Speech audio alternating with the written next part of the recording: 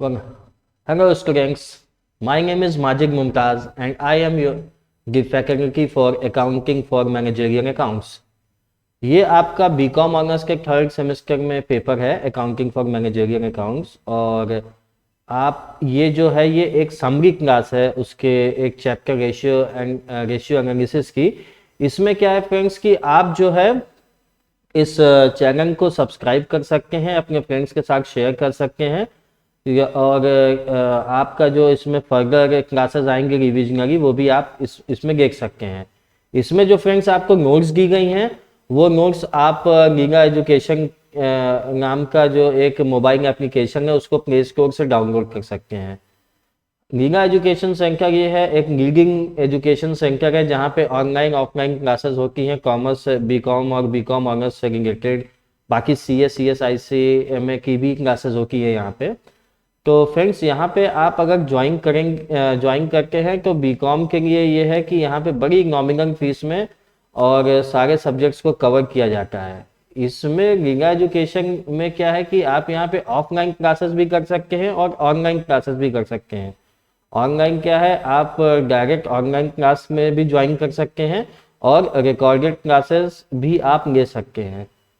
Individual classes के अलावा यहाँ पे क्या होता है, टाइम टू टाइम आपको रिविजनरी क्लासेस दिया जाता है।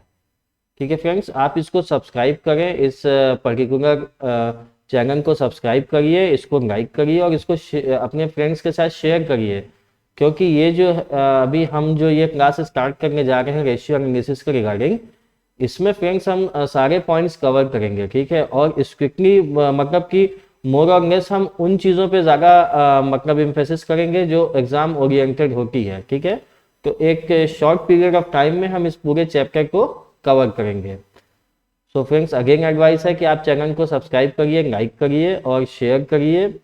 और मतलब अगर इसमें यहाँ पे क्लास के बीच में भी देखिए आपका एक नंबर डिस्प्ले होता रहेगा, आपको अगर कोई फर्दर क्वेरी हो आप वो भी कर सकते हैं।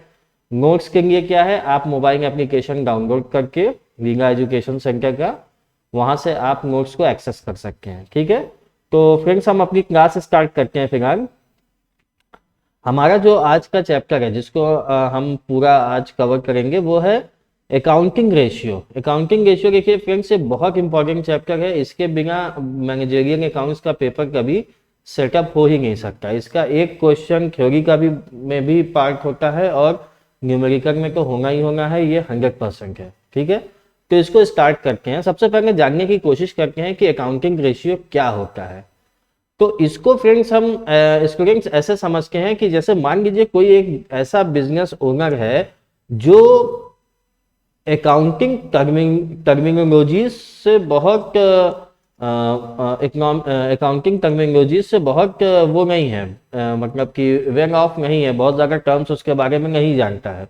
होता है ऐसा, बहुत से ऐसे होते हैं, बहुत से ऐसे इंजीनियर्स होते हैं जो अपनी कंपनीज को एक स्टार्टअप शुरू करते हैं मगर उनको अकाउंट्स का बहुत बैकग्राउंड होता नहीं है। तो ये जो रेशियो होता है ना, जब आप फाइनेंशियल स्टेटमेंट को प्रिपेयर कर देते हैं, फाइनल अकाउंट्स आप बना लेते हैं, उसके बाद ये रेशियो एनालिसिस किया जाता है ताकि हम डिफरेंट अकाउंटिंग फैक्टर्स को रेशियो में, परसेंटेज में या टाइम्स में रिप्रेजेंट कर सकें जो इजीली अंडरस्टूड हो। ठीक है, समझ गए बात। तो अकाउंटिंग रेशियो क्या होता है, ये रेशियो होता है जो अकाउंटिंग डेटा पे बेस होता है। ठीक है, और ये क्वांटिटेटिव रिलेशनशिप बताता है दो अकाउंटिंग फैक्टर्स के बीच में, दो या उससे ज्यादा भी हो सकते हैं। ठीक है, अब रेशियो एनालिसिस क्या होता है, ये एक ऐसी टेक्निक होती है जिससे हम एनालाइज करते हैं, कंपेयर करते हैं और इंटरप्रेट करते हैं फाइनेंशियल स्टेटमेंट को। ठीक है, और ये एक ऐसा प्रोसेस होता है जिसके थ्रू बहुत सारे रेशियोज कैलकुलेट किए जाते हैं और उनका एक कंक्लूजन ड्रॉ किया जाता है ताकि वो मैनेजरियल डिसीजंस लेने में हेल्पफुल हो। ठीक है, अब रेशियो एनालिसिस एक, क्योंकि ये एक टेक्निक है, ठीक है, टेक्निक है तो क्या होता है कि इसमें बहुत सारे फार्मूलाज होते हैं। फार्मूलाज क्या होते हैं, एकदम बेसिक फार्मूलाज होते हैं, कोई इसमें बहुत रॉकेट साइंस जैसा नहीं होता है, ये एकदम सिंपल होते हैं। ठीक है, बस आपको फैक्टर्स को समझने की कोशिश करना होता है कि कहाँ पे कौन से फैक्टर्स हैं जो हमें किसी भी दो फैक्टर्स के बीच का सही रिलेशनशिप के बारे में इंफॉर्मेशन दे सकते हैं। ठीक है फ्रेंड्स, तो इसमें एडवांटेजेस क्या होती हैं या ऑब्जेक्टिव्स क्या होते हैं, ये पूरा फुल एक क्वेश्चन बन जाता है ना। सबसे पहले क्या होता है कि ये हम अकाउंटिंग फिगर्स को सिंप्लीफाई कर देता है। इसमें वो नंबर नहीं कि इतने लाख रुपीस का प्रॉफिट हुआ, इतने लाख रुपीस का सेल्स हुआ, है ना, इतना सेल्स रिटर्न था, ऐसा कुछ नहीं है। ये एक आपको परसेंटेज बता देगा कि सेल्स में प्रॉफिट का कितना परसेंट है, ठीक है, जिसको आप आसानी से मतलब कि समझ जाएंगे। एक कि कोई भी लेमैन जिसको बहुत फाइनेंशियल अकाउंट्स के बारे में जानकारी नहीं है, वो भी बड़े आसानी से इसको समझ सकता है, ठीक है। फिर एक फाइनेंशियल पोजीशन का एनालिसिस करता है, ठीक है, कि करंट फाइनेंशियल यानी जो बैलेंस शीट है उसके स्टेटस के हिसाब से आपका करंट फाइनेंशियल पोजीशन क्या है, ठीक है। ये ऑपरेशनल एफिशिएंसी के बारे में भी बताता है कि आपके पास क्या करंट एसेट्स हैं, कितनी करंट लायबिलिटीज हैं और दोनों के बीच का रेशियो क्या है। रेशियो इन द सेंस कि जो आपकी करंट लायबिलिटीज है वो आपकी करंट एसेट से कैसे फाइनेंस हो सकती हैं, वो रेशियो से आप जान जाते हैं, है ना। फिर आपकी वर्किंग कैपिटल रेशियो क्या है कि जो आपकी डे टू डे एक्टिविटीज है उसको जो फाइनेंस करने के लिए कैपिटल आपको चाहिए उसका परसेंटेज क्या है ना। फिर क्योंकि आप ऑपरेशनल एफिशिएंसी को इससे मेजर कर लेते हैं, आप फाइनेंशियल पोजीशन को एनालाइज कर लेते हैं और एक सिंपल अकाउंटिंग फिगर्स आप समझ जाते हैं, तो ये क्या कर देता है, आपको फोरकास्ट और प्लानिंग में बहुत हेल्प करता है। जैसे आपने अगर प्रॉपर एनालिसिस कर लिया आपने फाइनेंशियल स्टेटमेंट का, उसके बाद क्या है, आपको पता है कि आपकी एफिशिएंसी कैसी है, आपका ऑपरेशनल इफेक्टिवनेस क्या है। फिर उसके बाद क्या है कि आप बहुत आसानी से ये फोरकास्ट कर पाएंगे कि हम क्या चेंजेस करें कि वो इफेक्टिवनेस और वो हमारी ऑर्गेनाइजेशनल एफिशिएंसी या ऑपरेशनल एफिशिएंसी बढ़ जाए, ठीक है। और क्या है कि ये वीक स्पॉट्स आपको बता देता है।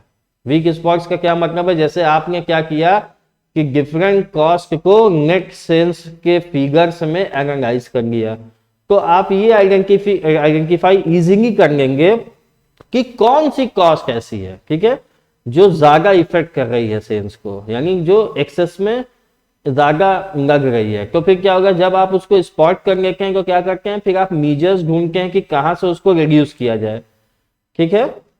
और कंपैरेटिव स्टडी डेफिनेटली, अगर हमारा जो है नेट प्रॉफिट रेशियो जो है अभी 20% है और लास्ट ईयर में एक 22% था, तो ऑटोमेटिकली हम समझ गए कि 2% का फॉल आ गया है, तो उन चीजों में भी ये हेल्पफुल होता है, ठीक है।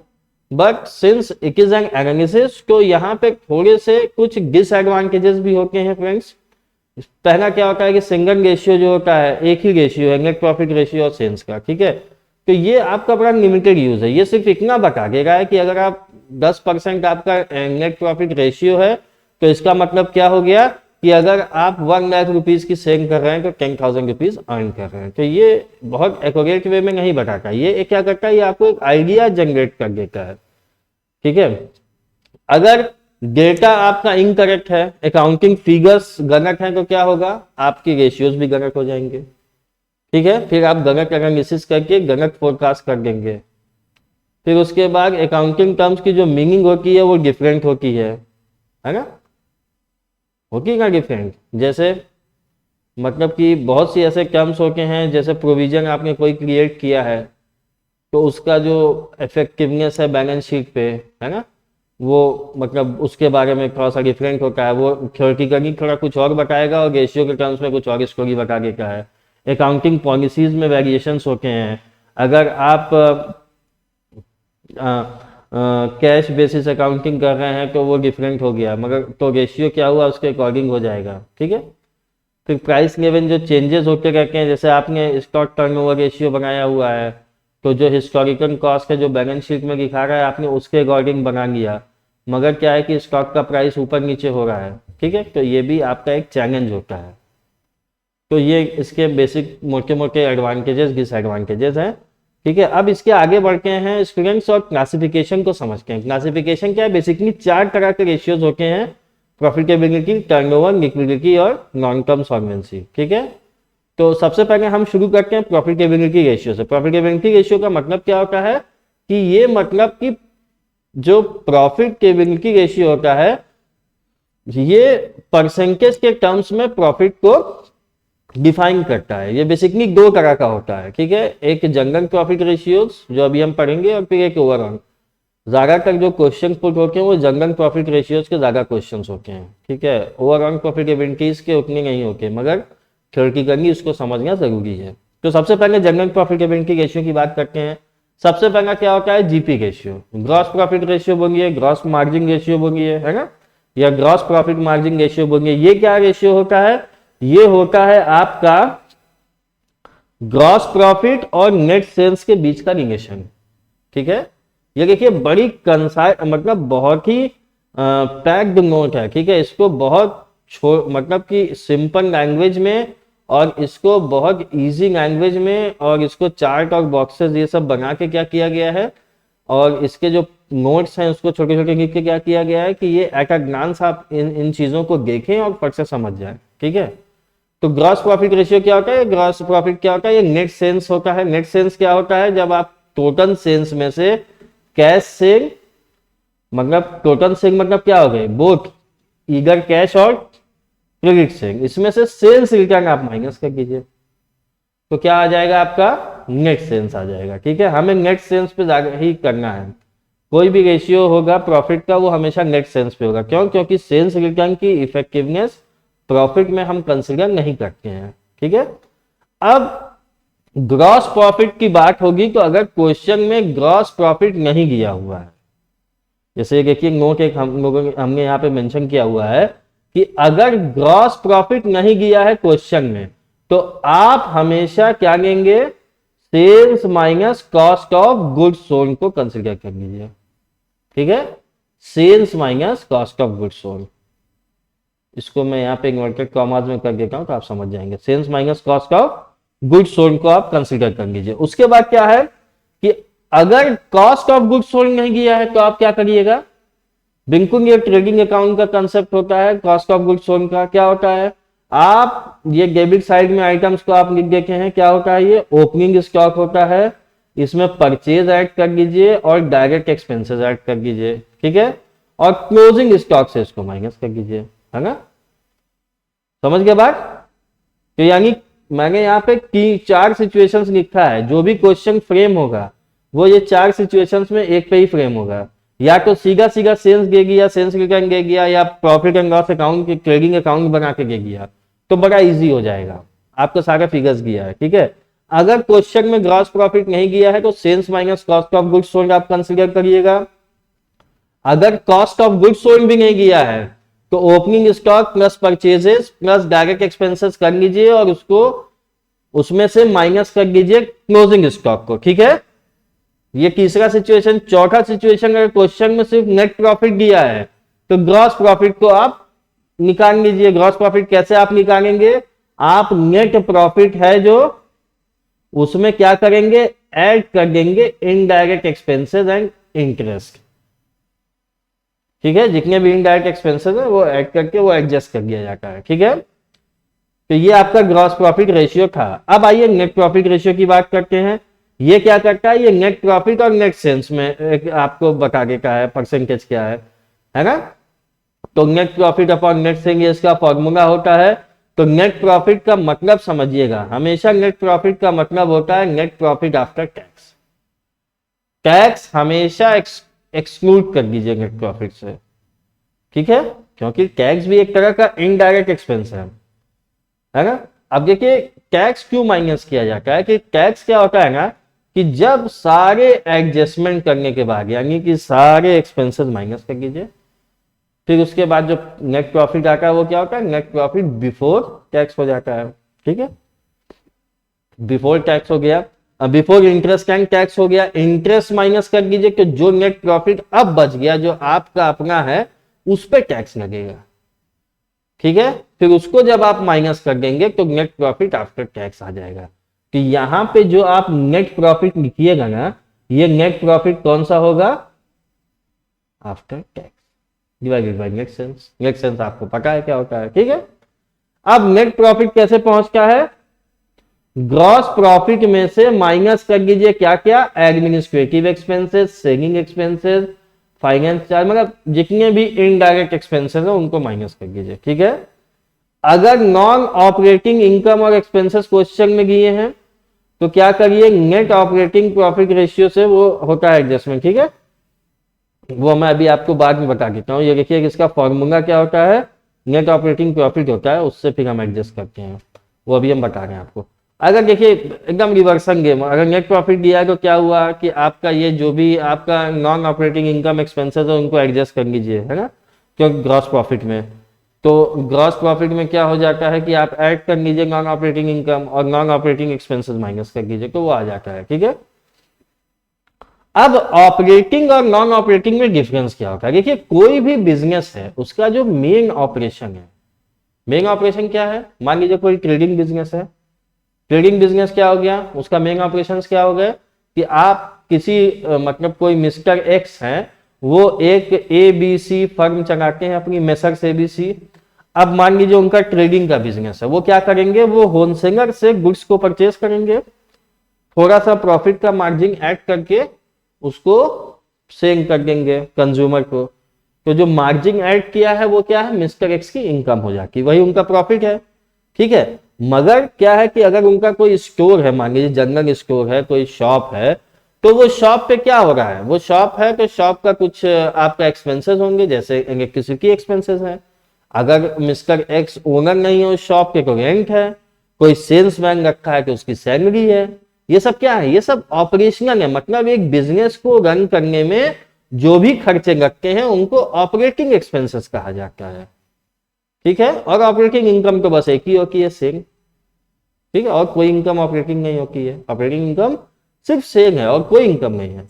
अब मान लीजिए मिस्टर एक्स के पास प्रॉफिट हुआ ज्यादा, उन्होंने सोचा कि चलो कुछ प्रॉफिट को हम शेयर मार्केट में इन्वेस्ट करते हैं। उन्होंने एक XYZ मतलब उन्होंने एक XYZ लिमिटेड कंपनी के शेयर परचेज कर लिए, वहां से क्या आ गया, डिविडेंड आ रहा है ना। फिर उसी प्रॉफिट में से उन्होंने क्या किया कि बैंक में FD करवा दिया, वहां से इंटरेस्ट आ रहा है। तो ये सब क्या है, ये सब नॉन ऑपरेटिंग इनकम है, क्योंकि वो बिजनेस के पार्ट से इनकम नहीं जनरेट हो गई है, वो अपार्ट फ्रॉम बिजनेस जनरेट हो गई है, ठीक है। तो यही होता है non operating income and expenses. इसीलिए हमें बहुत जरूरी होता है कि हमारी ऑपरेशनल एफिशिएंसी क्या है, उसको जानने के लिए हमें जरूरत होती है नेट ऑपरेटिंग प्रॉफिट रेशियो की। समझ गए, नेट ऑपरेटिंग प्रॉफिट रेशियो मतलब एग्जैक्ट में हमारा मेन जो ऑपरेशन है बिजनेस का, वही मिस्टर एक्स की दुकान है, वही सामान खरीदा जा रहा है, वही सेल्समैन को सैलरी दी जा रही है, वही इलेक्ट्रिसिटी बिल पे किया जा रहा है, वही रेंट पे किया जा रहा है, ठीक है, वही सेल करके इनकम जनरेट किया जा रहा है, वही हमारा मेन ऑपरेशनल वर्क है, वही हमारा ऑपरेशनल वर्क है किसी भी बिजनेस का, ठीक है। तो net operating profit divided by net sales multiplied by 100 will give you net operating profit ratio. अब नेट ऑपरेटिंग प्रॉफिट क्या होता है, net profit minus non operating income. क्यों, क्योंकि ये इनकम आपके बिजनेस ऑपरेशंस की नहीं है, ये सेल नहीं है, ये प्रॉफिट कहीं इन्वेस्ट हुआ था तो वहां से आ रही है, कुछ एक्स्ट्रा काम आपने किया तो उससे कमीशन इनकम जनरेट कर लिया, कहीं FD करा दिया तो इंटरेस्ट आ रहा है, कहीं शेयर में इन्वेस्ट किया तो डिविडेंड आ जा रहा है ना। और इसमें क्या हम ऐड बैक करेंगे नेट प्रॉफिट में, non operating expenses. Non operating expenses कौन से एक्सपेंसेस होते हैं, वही मिस्टर एक्स हैं, उनकी दुकान है, उस दुकान पे कोई उनका रिलेटिव आ गया, उस रिलेटिव को उन्होंने वहीं कैश से पैसा निकाल के कुछ नाश्ता करा दिया, फिर वो जाने लगे तो उसी जनरल स्टोर से कोई बिस्किट का पैकेट निकाल के दे दिया, तो ये क्या हुआ, ये क्या है, ये आपके नॉन ऑपरेटिंग एक्सपेंसेस हैं, ये आपके बिजनेस ऑपरेशन से रिलेटेड नहीं है, ये इंडिविजुअल है, पर्सनल है, ठीक है। तो नॉन ऑपरेटिंग प्रॉफिट का कंसेप्ट समझ में आ गया आपको, जो ऑपरेशनल में होता है, अभी किसी भी नाम से हो सकता है, इसलिए मैंने आपको इतना डिटेल में समझाया। तो नेट प्रॉफिट में से आप नॉन ऑपरेटिंग इनकम को माइनस कर दीजिए और एड बैक कर दीजिए नॉन ऑपरेटिंग एक्सपेंसेस को। और ग्रॉस प्रॉफिट क्या होता है, operating income minus operating expense. Gross profit क्या होता है, आपका ग्रॉस प्रॉफिट में से आप ऑपरेटिंग इनकम को माइनस कर दीजिए और ऑपरेटिंग इनकम को ऐड कर दीजिए ग्रॉस प्रॉफिट में और ऑपरेटिंग एक्सपेंसेस को माइनस कर दीजिए, तो भी आपका नेट ऑपरेटिंग प्रॉफिट आ जाएगा। ठीक है, अब ऑपरेटिंग रेशियो क्या होता है, नेट ऑपरेटिंग रेशियो का ऑपरेटिंग रेशियो क्या होता है, operating cost upon net sales. ठीक है, हर जगह देखिए अभी तक जो भी हमने प्रॉफिटेबिलिटी कंपेयर किया है वो सेल्स के टर्म्स में कंपेयर कर रहे हैं नेट सेल्स के, इसलिए कि नेट सेल्स के ही पार्ट में हमें जानने की जरूरत है कि हम कितनी सेल कर देंगे तो हम कितना प्रॉफिट जनरेट कर देंगे। In either it is operating profit और इट इज ग्रॉस प्रॉफिट और इट इज नेट प्रॉफिट। ठीक है, तो मतलब हम कितना सेल करें ये जानना बड़ा जरूरी है, तभी तो आप सेल्स का टारगेट बनाते हैं। एक तो एक्सटर्नल फैक्टर हो गया कि क्या हम उतना सेल कर पाएंगे कि नहीं, मगर इंटरनल फैक्टर्स क्या होते हैं कि हमें पता है कि अगर हमें एक टारगेटेड प्रॉफिट अर्न करना है by the end of the year तो हमारे पास एक टारगेट सेल होना चाहिए। तो वो टारगेट आप कैसे सेट करते हैं, यही सारे प्रॉफिटेबिलिटी रेशियोज को एनालाइज करके कि हमारी इतनी सेल थी तो हमारा ये परसेंटेज है। ठीक है, फिर अब हम इसको कितनी सेल कर दें तो हम डिजायर्ड प्रॉफिट पे पहुंच जाएं, यही फोरकास्टिंग आप करते हैं। ठीक है, तो ऑपरेटिंग रेशियो क्या होता है, ऑपरेटिंग कॉस्ट होता है डिवाइडेड बाय नेट सेल, मतलब वो कॉस्ट जो आपको ऑपरेशनली करने में यूज होती है, वो कॉस्ट जो आपके एक बिजनेस ऑपरेशन में यूज होती है। ठीक है, कौन सी कॉस्ट होती है, cost of goods sold. Cost of goods sold क्या है, अभी हम लोगों ने पहले डिस्कस किया था, opening stock plus direct expenses, ठीक है, plus purchases minus closing stock.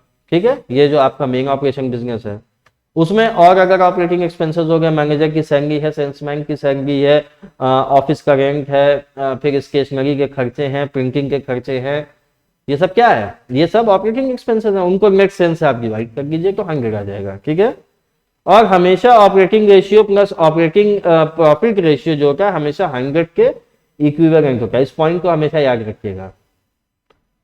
तो इसमें से एक आपने निकाल दिया तो दूसरा आप आसानी से निकाल सकते हैं, दोनों निकालने की जरूरत नहीं है।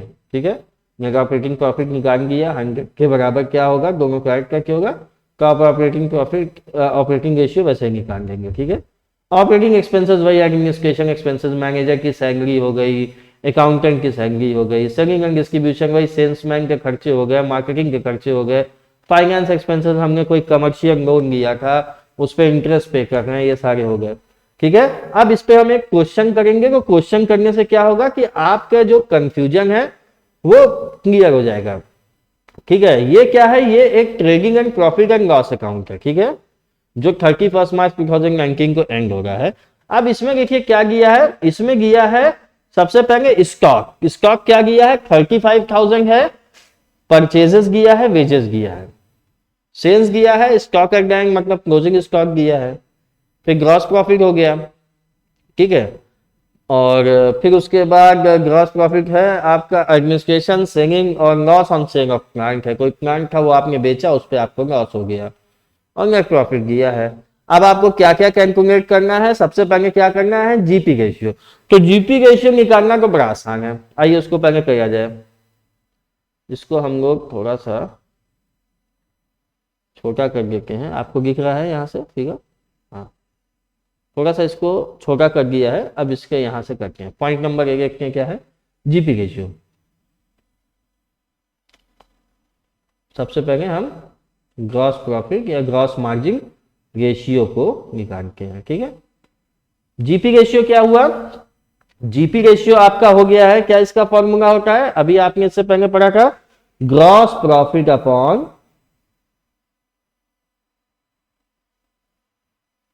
ये आदत हमेशा बनाइए किसी भी सब्जेक्ट में कि अगर आप न्यूमेरिकल कर रहे हैं और वो न्यूमेरिकल क्वेश्चंस फॉर्मूला बेस्ड हैं तो आप हमेशा पहले फॉर्मूला लिखिए फिर उसके बाद वैल्यू पुट करिए। इससे क्या होता है कि आपको वो बड़े लॉन्ग टर्म के लिए याद हो जाएगा। ठीक है, तो gross profit upon net cell होता है। अब देखिए यहाँ क्या है, ये जो आपका क्वेश्चन दिया है इस क्वेश्चन में सेल्स दिया हुआ है ना, सेल्स दिया हुआ है, और ये क्या दिया हुआ है, ग्रॉस प्रॉफिट दिया हुआ है। तो हम इसमें नेट सेल्स लिखने का कोई मतलब ही नहीं है क्योंकि कहीं पे भी सेल्स रिटर्न मेंशन नहीं है पूरे क्वेश्चन में। तो जब नहीं मेंशन है तो हम सेल्स ही लेके चलेंगे। तो क्या हो गया, बड़ा इजी था, 1,84,000 और डिवाइडेड बाई 4 lakhs। और ये क्योंकि परसेंटेज में एक्सप्रेस होता है तो इसलिए मल्टीप्लाइड बाई 100। तो क्या आ गया आपका ये आ गया आपका 46%। 46%। ठीक, अब दूसरा देखते हैं क्या है। दूसरा नेट प्रॉफिट रेशियो है। Net profit ratio, net profit ratio क्या होता है आपका फॉर्मूला, वही बड़ा इजी है। नेट प्रॉफिट लिख दीजिए और इसको डिवाइड कर दीजिए सेल से और इसको मल्टीप्लाई कर दीजिए 100 से। तो नेट प्रॉफिट आपका क्या हो गया। नेट प्रॉफिट क्वेश्चन में दिया हुआ है कितना है 1,50,000 divided by 4 lakhs multiplied by 100। कितना आ गया ये,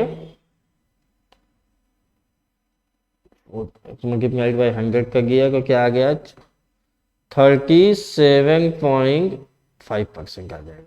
ठीक, अब सी आइए। अब ये एक इसमें छोटा सा एडजस्टमेंट है। ये देखिएगा हम बेसिक क्वेश्चन आपको बता रहा हूँ, इसलिए बेसिक बता रहा डिस्कस कर रहे हैं कि आप समझ जाएं कि कौन से टर्म्स को कैसे ट्रीट करना है। ठीक है, तीसरा क्या है ऑपरेटिंग रेशियो है। ऑपरेटिंग रेशियो देखिए क्या है,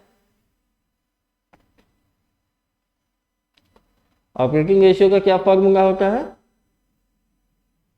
ऑपरेटिंग रेशियो आपका क्या होता है, तीसरा है आपका ये नेट ऑपरेटिंग प्रॉफिट रेशियो है ना, net operating profit ratio, see net operating profit ratio, sorry net operating profit ratio. Operating ratio का दूसरा आ जाएगा। तो अब इसमें क्या आपको चाहिए, नेट ऑपरेटिंग प्रॉफिट चाहिए। इसको आप किससे डिवाइड करेंगे, सेल्स से, और मल्टीप्लाई किससे करेंगे 100 से। अब देखिए नेट ऑपरेटिंग प्रॉफिट का मतलब क्या हो गया, ये आपको मैंने अभी बताया था। नेट ऑपरेटिंग प्रॉफिट क्या हो गया, net profit plus non operating expenses. अब इसमें एक ही नॉन ऑपरेटिंग एक्सपेंस है, ये देख रहे हैं, loss on sale of plant. इसका बिजनेस ऑपरेशन से कोई लेना देना नहीं है। तो आपने एक प्लांट को सेल कर दिया, उसमें लॉस हो गया, तो ये आपका ऑपरेशनल एक्सपेंस नहीं है। तो ये क्या हो गया 1,50,000 प्लस 10,000 हो गया 1,60,000। एक 0 एक्स्ट्रा हो गया 1,60,000 हो गया। अब ये क्या हो गया, फॉर्मूला पुट कर दीजिए, इसमें क्या हो जाएगा 1,60,000 divided by 4 lakhs multiplied by 100। तो ये आपका कितना आ गया 40%। ठीक है, अब इसके बाद आगे बढ़ते हैं। चौथा क्या है ऑपरेटिंग रेशियो। ऑपरेटिंग रेशियो क्या है, आइए उसको करते हैं।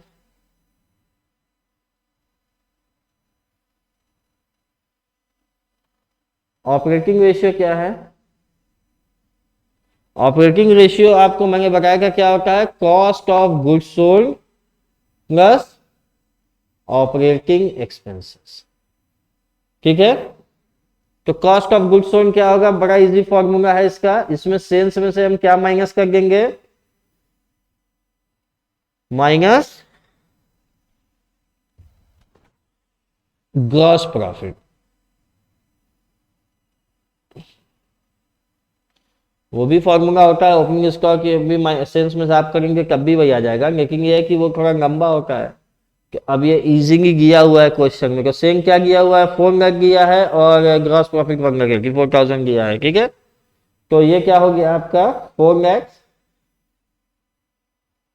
ठीक, माइनस 1,84,000, तो ये क्या हो गया 2,16,000। अब आपके ऑपरेटिंग एक्सपेंसेस क्या क्या होते हैं मैंने आपको बताया था। इसमें तो बड़ा सीधा सीधा गया है, एडमिनिस्ट्रेशन एक्सपेंसेस होंगे, सेलिंग एंड डिस्ट्रीब्यूशन होगा, और एक और होता है फाइनेंस, मगर इसमें है नहीं, तो administration plus selling and distribution expenses. ठीक है, तो इसको कर लेते हैं administration expenses plus selling and distribution expenses.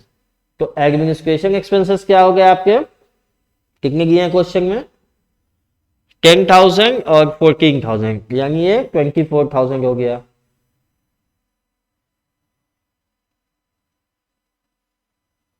$24,000, ठीक है। ये आपको पता है सीओजीएस, इसको किससे डिवाइड किया जाएगा, सेल्स से, और मल्टीप्लाई कर दिया जाएगा 100 से। अब ये क्या हो गया देखिए, ये हो गया आपका 4 लाख रुपीज, सॉरी 2,16,000 का आपका क्या है, cost of goods sold, plus 24,000 का क्या है, ऑपरेटिंग एक्सपेंसेस। इसको आप सेल से डिवाइड कर दीजिए, विच इज ₹4 लाख, ठीक है। तो क्या आ जाएगा, और इसको 100 से मल्टीप्लाई कर देंगे तो ये आ जाएगा आपका 60%, as simple as it is, ठीक है। फिर एक्सपेंसेस रेशियो है, एक्सपेंसेस रेशियो कहेंगे हम लोग इधर थोड़ा सा हो जाते हैं, ठीक है। ई है आपका एक्सपेंसेस,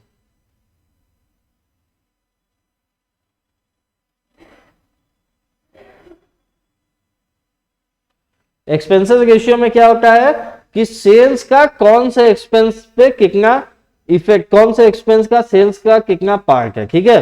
तो उसके लिए बस इसमें दो ही दिए हैं, सेलिंग एंड डिस्ट्रीब्यूशन और वो, तो कुछ नहीं, कोई बात उसमें नहीं है। एडमिनिस्ट्रेशन एक्सपेंसेस रेशियो पहला हो जाएगा, तो इसमें क्या हो जाएगा, administration cost divided by sales और multiplied by 100।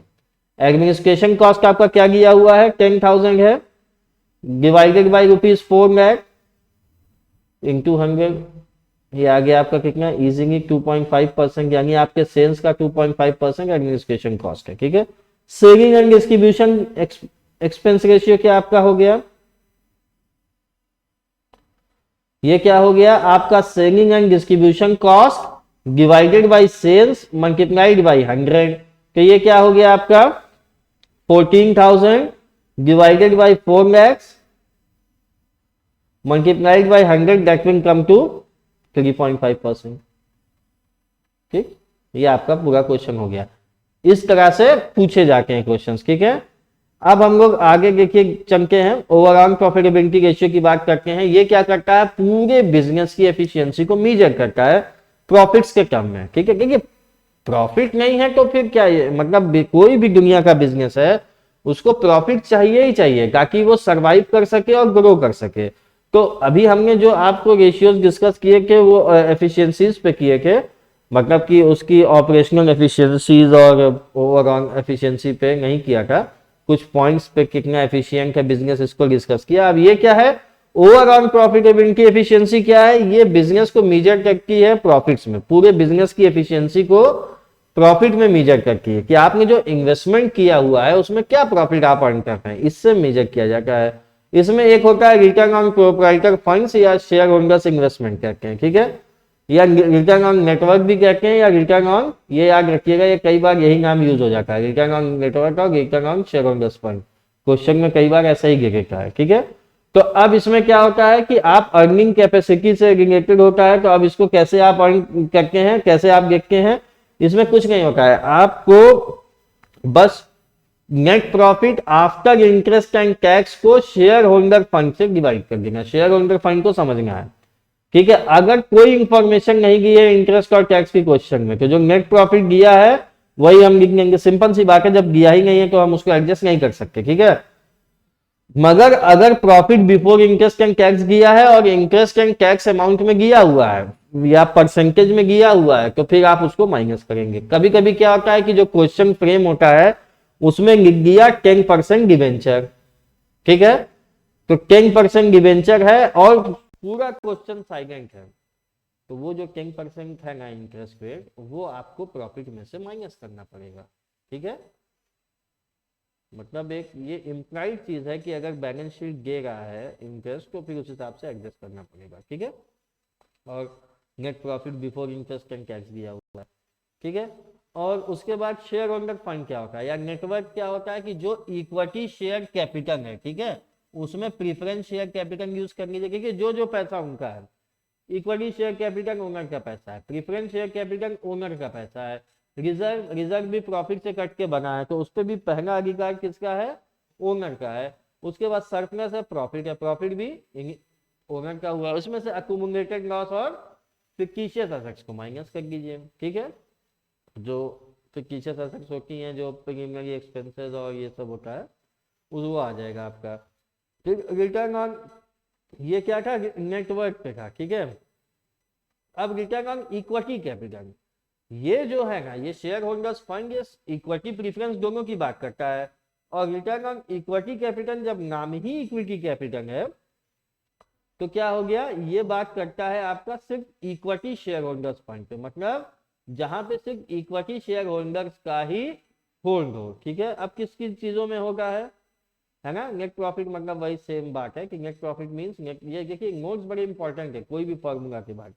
In tax and preference dividend को माइनस करके, इसमें एक प्रीफरेंस डिविडेंड हो गया है। क्यों, क्योंकि जो प्रॉफिट है उस प्रॉफिट में प्रीफरेंस शेयर होल्डर की भी क्लेम है, उनका भी राइट है वो, तो उनका जो डिविडेंड का पार्ट है वो पे कर दीजिए, जो बचेगा वो शेयर होल्डर का हो गया। ठीक है, इंटरेस्ट और टैक्स भी माइनस करने के बाद इक्विटी शेयर होल्डर क्या हो गया, इक्विटी शेयर कैपिटल हो गया, रिजर्व एंड सरप्लस हो गया, माइनस वही अक्यूमुलेटेड लॉस, इसमें प्रीफरेंस शेयर कैपिटल कहीं से आएगा नहीं। ठीक है, अगर क्वेश्चन में मतलब प्रीफरेंस शेयर कैपिटल दिया ही नहीं है तो आपको कुछ भी नहीं करना है, मतलब जो आपका प्रोप्राइटर्स फंड है या रिटर्न ऑन नेटवर्क है वही आपका रिटर्न ऑन इक्विटी हो गया। क्यों, क्योंकि वहां इक्विटी प्रीफरेंस शेयर होल्डर है ही नहीं, तो उनके डिविडेंड का एडजस्टमेंट करना ही नहीं है। ठीक है, अब ठीक है, तो यही आपका सीधा सीधा हो जाएगा। ये देखिए पेड अप कैपिटल है,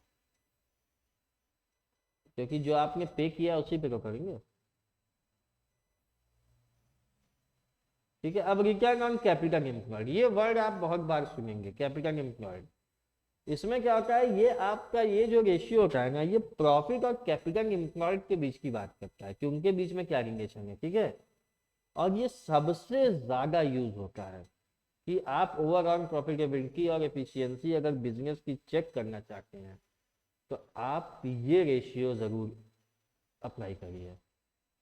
ठीक है, ये कैपिटल एम्प्लॉयड। ठीक है, अब इसमें क्या हो गया कि इसका जो फॉर्मूला होता है ना, ये क्या बोलते हैं कि ये net profit return on gross capital employed का जो फॉर्मूला है ओवरऑल प्रॉफिटेबिलिटी में आपका, इसमें ये देखिए ये सबसे ज़्यादा वाइडली यूज होता है और ये बहुत बार पूछा भी जाता है। ठीक है, ये बड़ा ही इम्पोर्टेंट क्वेश्चन है, बड़ा ही इम्पोर्टेंट होता है। ठीक है, तो रिटर्न ऑन ये ग्रॉस कैपिटल एम्प्लॉयड होता है, तो इसमें दो तरह से होता है, ग्रॉस कैपिटल एम्प्लॉयड में और नेट कैपिटल एम्प्लॉयड में। तो जब भी ग्रॉस कैपिटल एम्प्लॉयड की बात आएगी तो जो ग्रॉस कैपिटल आपका लगा है बिजनेस में वो टोटल एसेट्स के इक्वल होता है, यानी जो भी कैपिटल आपने इन्वेस्ट किया है वो टोटल एसेट्स के बराबर है। और यहाँ पे नेट प्रॉफिट क्या होगा, हमेशा इंटरेस्ट और टैक्स से पहले हम देखेंगे। ठीक है, ये टैक्स और इंटरेस्ट की ऑब्लिगेशन से पहले कंसिडर किया जाएगा। तो यहाँ पे नेट एसेट्स का मतलब क्या हुआ कि means total of fix asset less depreciation obviously and current assets.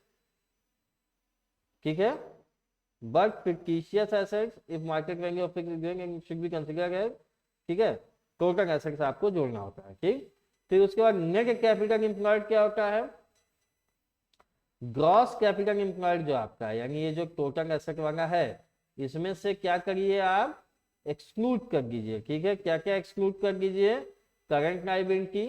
ठीक है, यानी ये देखिए गया ना, share capital plus reserve and surplus plus long term loans minus fictitious assets, net capital employed है ये। ठीक, समझ गए बात, ये नेट कैपिटल। और ग्रॉस कैपिटल एम्प्लॉयड होता है टोटल एसेट्स के बराबर। फिर return on net capital employed में क्या होगा, हमेशा net profit before interest and tax दिया जाएगा। ठीक है, नेट कैपिटल में total assets minus current liabilities, ये भी है। ठीक है, मतलब ये लायबिलिटी साइड से है और ये एसेट साइड से है। ठीक, अब आइए ये क्वेश्चन करते हैं, इसमें क्या है कि ये दिया हुआ है कि इक्विटी एंड लायबिलिटी ये जो है आपका ये 2 lakhs की है। ठीक है, इक्विटी शेयर कैपिटल और ये इसलिए क्वेश्चन हम लोग करेंगे क्योंकि ये बैलेंस शीट से है, तो बैलेंस शीट के ही क्वेश्चन ज़्यादा इंपॉर्टेंट होते हैं। ठीक है, इसमें क्या किया, देखिए शेयर होल्डर फंड दिया है, इक्विटी कैपिटल है, प्रीफरेंस शेयर कैपिटल है, रिजर्व एंड सरप्लस है, नेट प्राइमरी एक्सपेंसेस है। ठीक है, फिर नॉन करंट लाइबिलिटीज में 8% का डिवेंचर है, मतलब वही फिक्स लाइबिलिटीज। और करंट लाइबिलिटीज में ट्रेड पेएबल्स है, संघी क्रेडिटर्स हैं, बिल्स पेएबल है। एसेट्स में, फिक्स एसेट्स में आपका टेंजिबल एसेट्स में है, फ्री होल्ड बिल्डिंग है, प्लांट है, फर्नीचर है। इनटेंजिबल एसेट्स में गुडविल है। करंट एसेट्स में inventories, trade receivable, cash and cash equivalent है। और एक चीज ये किया है कि interest and tax current year profit before interest and tax was 58,500 and the rate of tax is 25%। इसमें देखिए क्या किया है, रेट ऑफ टैक्स दिया हुआ है, लेकिन इसमें ये नहीं दिया हुआ है आपका, क्या बोलते हैं, इंटरेस्ट नहीं दिया। इसमें नहीं दिया क्योंकि यहाँ पे देखिए, यही मैं अभी आपसे डिस्कस कर रहा था कि ये डिवेंचर का ऐसे हम लोग कंसिडर करते हैं। ठीक है, तो सबसे पहले क्या निकालना है इसमें, return on gross capital employed. आइए निकालना जाए। Return on gross capital employed का फॉर्मूला क्या होता है, return on gross capital employed. इसमें सबसे पहले क्या चाहिए आपको, इसमें क्या हुआ, profit before interest and tax divided by total asset. ठीक, मल्टीप्लाइड बाय 100। अब ये क्या हो गया, 58,000 है आपका ये profit before interest and tax. कितना है, अभी आपने देखा था ये 58,000 कितना है, 58,000। ठीक है, ये before interest and tax was, ये मिसप्रिंट है एक्चुअली, ये 58,000 दो बार हो गया है। ये 58,000 है, इसको किससे डिवाइड कर लीजिए, टोटल एसेट्स। टोटल एसेट्स आपकी क्या है, 4,90,000 है, मल्टीप्लाइड 100 कर लीजिए, क्या हो गया आपका 11.84%। ठीक है, अब return on net capital employed क्या होगा,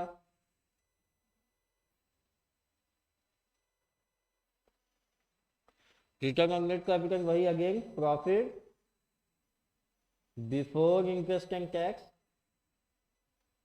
divided by net capital employed. Net capital employed क्या होता है, gross capital employed minus current liability. तो ग्रॉस कैपिटल एम्प्लॉयड आपका क्या है, 4,90,000 है, माइनस करंट लायबिलिटी क्या है आपकी 60,000 और 30,000, यानी ये क्या हुआ 90,000, यानी आपकी नेट कैपिटल क्या हो गई 4 lakh.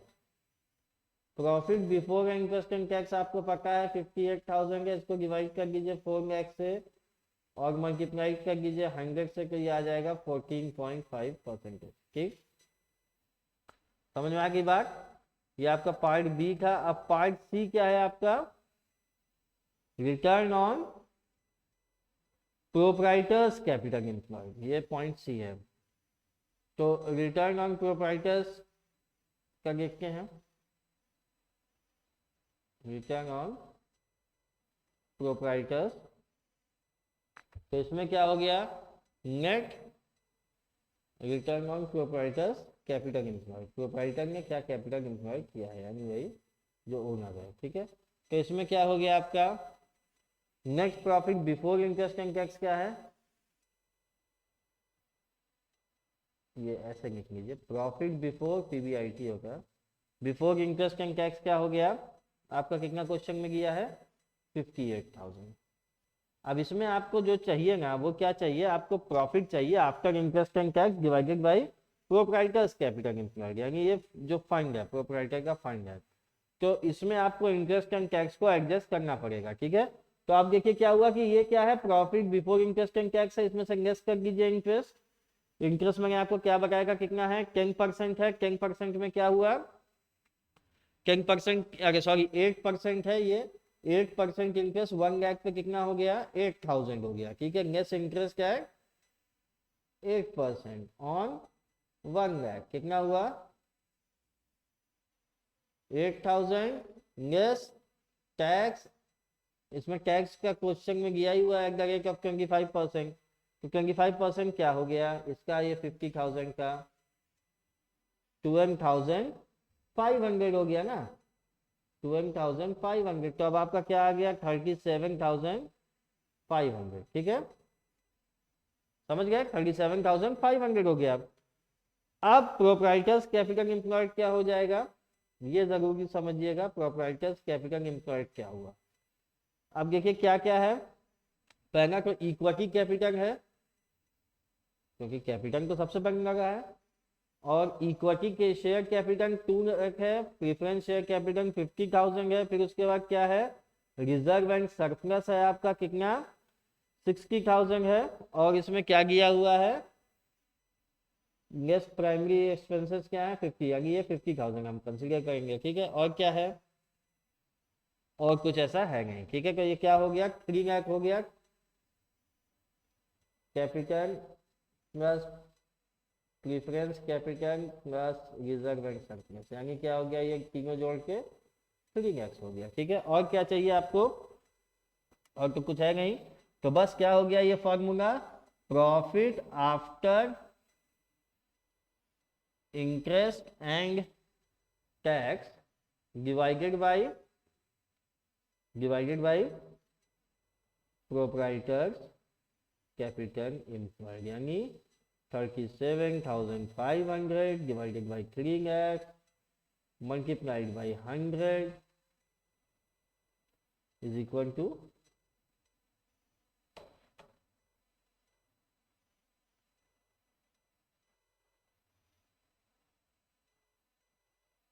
Divided by 3 lakh multiplied by 100, ये कितना आ जाएगा आपका, ये आ जाएगा 12.5।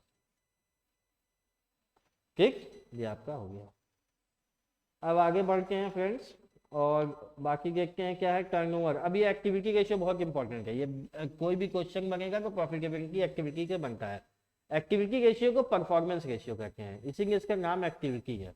ये क्या करता है ना, ये रेशियो क्या करता है कि जो वर्क हो रहा है उसके परफॉर्मेंस, जो आपका बिजनेस है उसके परफॉर्मेंस और मैनेजरियल डिसीजन जो इम्पोज किए हैं उनका मतलब कि क्या है, मतलब उनका इफेक्टिवनेस क्या है, उसको ये इवेल्युएट करता है। ठीक है, क्योंकि इसके बिना तो यही तो मेन ऑपरेशंस को चेक करेगा एक्टिविटी, इसी के उसको एक्टिविटी कहते हैं। ये हम मतलब प्रॉफिटेबिलिटी क्या है कि हम क्या प्रॉफिट अर्न कर रहे हैं, मगर उस प्रॉफिट तक हम या उस टर्नओवर तक पहुंचने के लिए हमें एक्टिविटी रेशियो का एनालाइज करना पड़ता है। ठीक है, तो स्टॉक टर्नओवर या इन्वेंट्री रेशियो सबसे पहले आता है, ये मतलब स्टॉक टर्नओवर को और कॉस्ट ऑफ गुड्स सोल्ड को वो करता है। ठीक है, तो cost of goods sold divided by ये फॉर्मूला होता है एवरेज स्टॉक या इन्वेंट्री।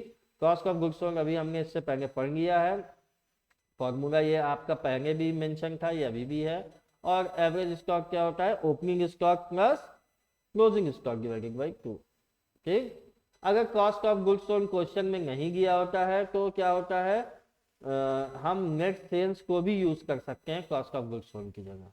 ठीक है, नेट सेल्स, ये इंपॉर्टेंट पॉइंट है, याद रखिएगा। अगर एवरेज स्टॉक नहीं गया है तो हम क्या करेंगे, क्लोजिंग स्टॉक को एवरेज स्टॉक कंसीडर कर लेंगे। ठीक है, और हमेशा स्टॉक मतलब फिनिश गुड्स का ही स्टॉक होता है, ये भी मैंने मेंशन किया है। फिर उसके बाद डेटर्स टर्नओवर रेशियो होते हैं, डेटर्स या बिल्स रिसीवेबल कहा जाए, रिसीवेबल्स क्या होते हैं, मतलब जो हमें मिलने वाला है, इसको डेटर्स वेलोसिटी भी कहा जाता है। ये क्या करता है, ये बताता है कि हमारी जो नेट क्रेडिट सेलिंग और एवरेज डेटर्स है ना, किस स्पीड से ये हमारा मतलब किस स्पीड से ये हमारा डेटर्स में चल रहा है। ठीक है, रिलेशन मतलब क्रेडिट सेल और एवरेज डेटर्स में। क्रेडिट सेल आपको पता है जो कैश में नहीं होती है, कैश सेल्स में से कैश सेल और सेल्स रिटर्न आप माइनस कर दीजिएगा तो ये क्रेडिट सेल हो जाएगा। एवरेज डेटर्स ये डिवाइडेड बाय 2 कर देंगे ओपनिंग क्लोजिंग को तो हो जाएगा। ट्रेड रिसीवेबल्स क्या होते हैं, बिल्स रिसीवेबल ऐड कर दीजिए डेटर्स में। ठीक है, अगर क्वेश्चन में क्रेडिट सेल नहीं दिया है तो सारे सेल्स फिगर को हम क्रेडिट सेल कंसीडर कर लेंगे। ठीक है, अगर ओपनिंग एंड क्लोजिंग डेटर्स या रिसीवेबल नहीं दिया है तो वही सेम बात है, क्लोजिंग डेटर्स या रिसीवेबल क्या हम लेंगे, एवरेज डेटर्स में ले लेंगे। ठीक है, अब डेटर्स आगे को एवरेज कलेक्शन पीरियड जानना बहुत जरूरी है। तो क्या हुआ, जो एवरेज आपके क्रेडिट रिसीवेबल्स है उसको हम नेट क्रेडिट सेल से डिवाइड करके 365 डेज यानी 1 ईयर के बराबर हम कर देते हैं, तो हम ये जान जाते हैं कि हमारा कितनी दिन में हो रहा है। जितना ये पीरियड कम होता है यानी हम उतना एफिशिएंटली काम कर रहे हैं। ठीक है, तो नंबर ऑफ डेज में है, तो मतलब बहुत से ऑथर्स 360 भी कंसिडर कराते हैं कि वो कैलकुलेशन के पर्पज से इजी होता है, ठीक है। अगर ये मंथ में आपको चाहिए तो ये क्या करना होगा, 2n से मल्टीप्लाई कर दीजिए, बड़ी आसान सी बात है, ठीक है। और एक बड़ा इंपॉर्टेंट पॉइंट क्या है कि बैड डेट्स या reserve for bad and doubtful debts question में दिए हों, ठीक है, मगर ये डेटर्स के टर्नओवर रेशियो पे कोई इफेक्ट नहीं डालते, इट डज नॉट इफेक्ट, मतलब कोई इफेक्ट नहीं डालता है, ठीक है, समझ गए बात। और अगर हमें क्लोजिंग डेटर्स चाहिए तो फिर उसमें से तो माइनस करना पड़ेगा बैड डेट्स, ठीक है। सिमिलरली वही सेम चीज है क्रेडिटर्स टर्नओवर रेशियो, इसमें हम क्या है कि पेबल पे ध्यान देते हैं, वही नेट क्रेडिट, अगर क्रेडिटर्स की बात है तो क्रेडिट परचेजेस की बात है, वही नेट क्रेडिट परचेजेस को ही हम कंसिडर करेंगे, ठीक है। और एवरेज क्रेडिट या पेबल में करेंगे, वही सेम फॉर्मूला लिखा है, वही सारी बातें हैं। एवरेज पेमेंट पीरियड भी यही होता है, एवरेज क्रेडिटर्स या credit payable divided by net creditors multiplied by 365 days, यानी ये भी हमारा जितना कम रहेगा उतना अच्छा रहेगा। अब ये बड़ा इंपॉर्टेंट है, working capital turnover ratio. Working capital क्या होता है कि हम कितनी तेजी से नेट वर्किंग कैपिटल को यूटिलाइज करते हैं, हमारी स्पीड क्या है, ठीक है, कि कितनी बार हम वर्किंग कैपिटल को रोटेट कर लेते हैं एक साल में, ये बताता है रेशियो। वर्किंग कैपिटल आप लोगों ने बहुत बार सुना होगा, वर्किंग कैपिटल यही होता है current asset minus current liabilities. Theoretically ये क्या होता है कि जो आप अपनी ऑपरेशनल एक्टिविटीज को फाइनेंस करते हैं वो वर्किंग कैपिटल से ही फाइनेंस करते हैं डे टू डे एक्टिविटीज को। तो इसका फॉर्मूला क्या होता है, cost of goods sold upon working capital, ठीक है। और मतलब इसमें बात हो चुकी है, अगर तो नहीं गया है तो हम सेल्स को कंसीडर कर लेते हैं, ठीक है। Asset turnover ratio, asset turnover ratio क्या होते हैं, मतलब ये वही एकदम जैसे एक्सपेंसेस वाली कहानी थी, यही होता है कि टोटल एसेट्स में, मतलब अगर टोटल एसेट टर्नओवर है तो नेट सेल्स या कॉस्ट ऑफ गुड्स सोल्ड को आप टोटल एसेट से डिवाइड कर दीजिए तो पता चल जाएगा, ठीक है। फिक्स एसेट है कि उसको फिक्स एसेट से डिवाइड करिए, करेंट एसेट्स है कि उसको आप करंट एसेट से डिवाइड कर दीजिए, नेट एसेट है तो नेट एसेट, ठीक है, ठीक है।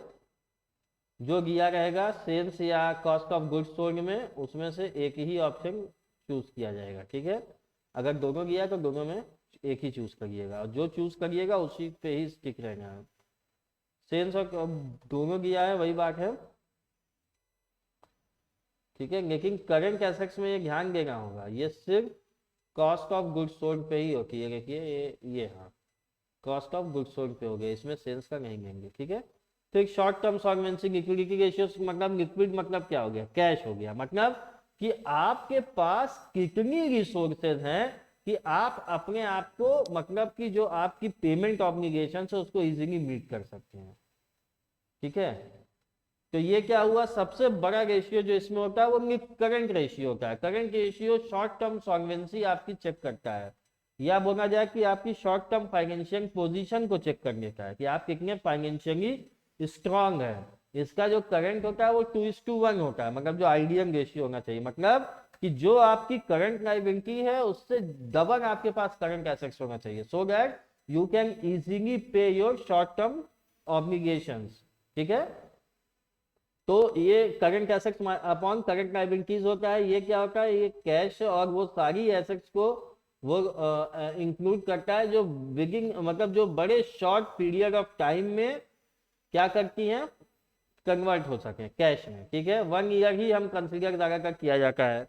अब इसमें क्या है, मार्केटेबल सिक्योरिटीज हैं, शॉर्ट टर्म इन्वेस्टमेंट हैं, डेट्स हैं, बिल्स रिसीवेबल हैं, मतलब गेस्ट provision for doubtful debts, inventories हैं, मगर उसमें एक्सक्लूड क्या करना है, loose tools, stores and spares, accrued income, prepaid expenses, short term loan, advance tax receipt, ठीक है, समझ गए।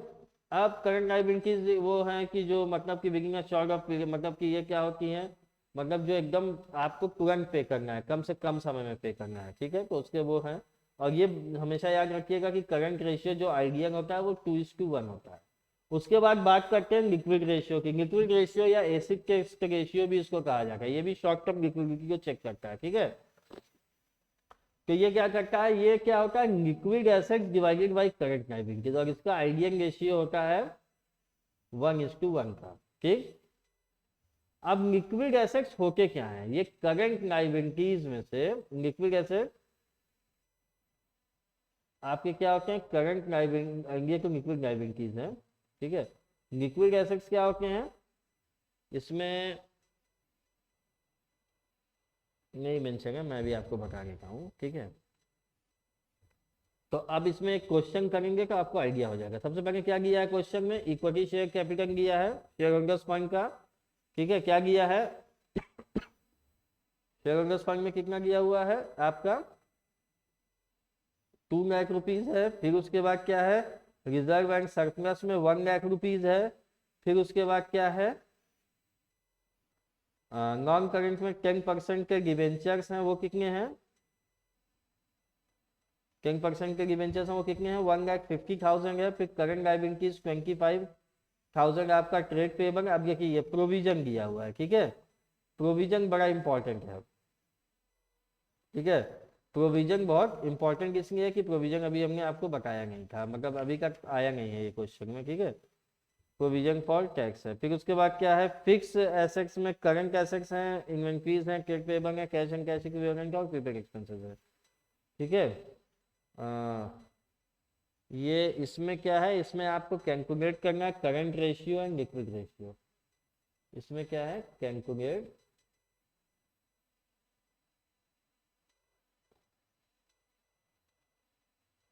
करंट रेशियो एंड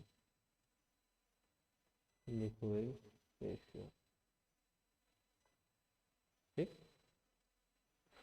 ठीक, ये नोट जो है ना ये यहाँ के हैं। चलिए, तो अब करंट रेशियो निकालते हैं हम लोग। सबसे पहले क्या निकालते हैं, करंट रेशियो।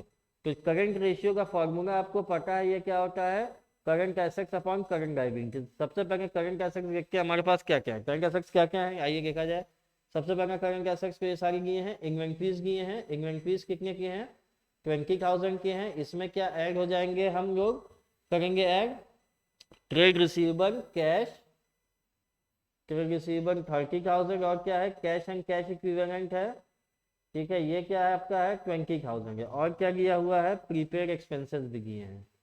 प्रीपेड एक्सपेंसेस भी आपका करंट एसेट होता है, ये 10,000 है। तो अब आपका क्या हो गया ये टोटल, तो 50, 70, 80,000 हो गया। ठीक है, अब करंट लायबिलिटीज की बात करते हैं। करंट लायबिलिटीज क्या है, ट्रेड पेबल्स एक दिया हुआ है आपको, और कई नॉन करंट लायबिलिटी है, ट्रेड पेबल और प्रोविजन फॉर टैक्स।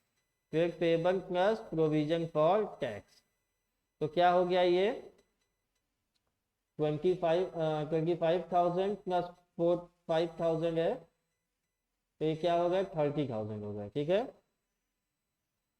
समझ गए। अब करंट रेशियो आपने निकाल लिया, क्या लिख लिया आपने यहाँ पे, 80,000 करंट एसेट्स डिवाइडेड बाई 30,000, क्या हो गया ये 2.67:1, यानी ये ठीक है, अच्छा है रेशियो। ठीक है, अब लिक्विड रेशियो की बात करते हैं। लिक्विड रेशियो क्या होगा,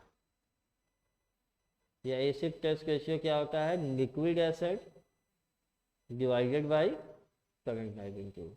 तो लिक्विड एसेट्स क्या हो गए आपके, लिक्विड एसेट्स इसमें क्या है, करंट एसेट्स हैं, उसमें से हम क्या माइनस कर देंगे, इन्वेंट्रीज माइनस करेंगे, और क्या माइनस करेंगे, प्रीपेड एक्सपेंसेस, क्योंकि ये कैश में नहीं कन्वर्ट हो सकते हैं फटाफट। तो क्या हुआ, करंट एसेट्स आपके कितने हैं, करंट एसेट्स टोटल आपके कितने के 80,000 के। 80,000 में से आपने क्या क्या माइनस कर दिया, इन्वेंट्रीज माइनस किया 20,000, और इसमें क्या ऐड कर लिया 10,000 प्रीपेड एक्सपेंसेस, तो ये क्या हो गया 50,000। तो ये क्या हो गया आपका 50,000 डिवाइडेड बाई करंट लायबिलिटीज आपकी क्या है 30,000, तो ये क्या हो गया आपका 1.67:1, as simple as it is. ठीक है, अब कैश एंड कैश रेशियो या कैश कवरेज रेशियो का फॉर्मूला क्या होता है, ये लिक्विडिटी रेशियो होता है, जो फर्म की एबिलिटी करंट लायबिलिटीज को पे करने के लिए मतलब कौन सी करंट लायबिलिटीज को सिर्फ और सिर्फ कैश से पे करने के लिए होती है, सिर्फ और सिर्फ कैश से पे करने के लिए होती है। तो ये क्या हुआ, cash and cash equivalent divided by total current liabilities. ठीक है, कैश एंड कैश इक्विवेलेंट क्या हो गया, कैश है, बैंक है, मार्केटेबल सिक्योरिटीज है या शॉर्ट टर्म इन्वेस्टमेंट है। ठीक है, समझ गए। अब इसमें से ये देखिए absolute liquid ratio, current ratio और कैश रेशियो निकालने के लिए एक क्वेश्चन दिया है। ठीक है, ये क्वेश्चन कैसे करना है, आपको ये दिया हुआ है कितना, फिगर 1,50,000। अब क्या पहला क्या है, पहला कैश रेशियो। कैश रेशियो का फॉर्मूला मैंने आपको बताया था, क्या था वो, कैश रेशियो क्या होता है, cash and cash equivalent divided by current liabilities. Cash and cash equivalent आपके पास क्या क्या है, आइए देखा जाए।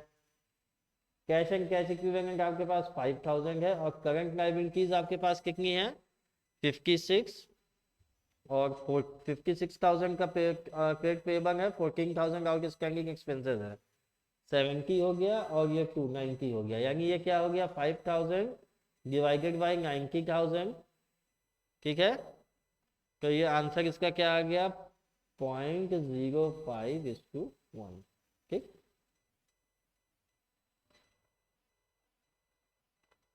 और अब क्या हुआ, दूसरा क्या था, दूसरा आपका एब्सोल्यूट लिक्विड रेशियो है। एब्सोल्यूट लिक्विड रेशियो क्या हुआ, एब्सोल्यूट लिक्विड रेशियो क्या हो गया आपका, liquid asset divided by liquid liabilities. ठीक है, लिक्विड एसेट्स आपके क्या क्या है, आइए देखा जाए। लिक्विड एसेट्स में क्या था, करंट एसेट होता है, करंट एसेट्स आपके क्या क्या है, करंट इन्वेस्टमेंट है, इन्वेंट्रीज है, ट्रेड पेबल है, ये कितना हो गया 25,000 है, और ये आपका क्या है 90,000 और 10, 1,15,000 और 5, 1,20,000 हो गया। और इसमें से आपको क्या क्या माइनस करना है, इन्वेंट्रीज माइनस कर दीजिए, कितनी है 20,000 की। ठीक है, लिक्विड एसेट्स क्या क्या होगी, एब्सोल्यूट लिक्विड का फॉर्मूला लिखिए, मैंने आपको बताया हुआ था, ये है एब्सोल्यूट लिक्विड का cash in hand, cash at bank plus marketable securities. ठीक है, एब्सोल्यूट लिक्विड एसेट, तो ये क्या हो गया cash in hand, cash at bank और मार्केटेबल सिक्योरिटीज। तो ये क्या है आपका, एक ये 5,000 है और एक ये 25,000 है, तो ये क्या हो गया कैश प्लस इन्वेस्टमेंट। ठीक है, तो ये क्या हो गया 30,000 हो गया। और क्विक लायबिलिटीज का क्या होता है, देखिए liquid liabilities current liabilities minus bank overdraft. Current liabilities कितनी आपकी हैं 56,000 है और 14,000 है, तो ये हो गया आपका 70,000। ठीक है, ये दो मिला के 70,000 हो गया, और एक आपका ये है, तो ये कितना हो गया 70,000 होगा, बैंक ओवरड्राफ्ट माइनस हो जाएगा, तो क्या हो गया trade payable plus outstanding expenses minus bank overdraft. तो ये क्या हो, मतलब टोटल ऐड कर लेंगे तीनों को, फिर उसमें से क्या है इसको इंक्लूड नहीं किया जाएगा, तो ये क्या हो जाएगा 70,000। ठीक है, तो ये क्या हो गया 30,000 डिवाइडेड बाई 70,000, तो क्या आपका आंसर आ गया 0.43:1। अब इसी तरह आ जाइए, क्या है लिक्विड रेशियो है, लिक्विड रेशियो की बात हमने किया,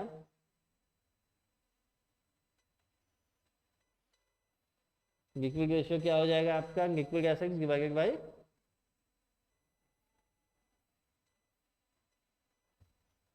करंट लायबिलिटीज। ठीक है, तो लिक्विड एसेट्स क्या क्या हो गई आपकी, करंट एसेट्स कितनी है, करंट एसेट्स में आपका ये था इसमें से इन्वेंट्री माइनस कर दिया जाएगा, तो ये क्या हो जाएगा आपका, और तो कुछ है 25,000 और 30,000 1 लाख हो जाएगा।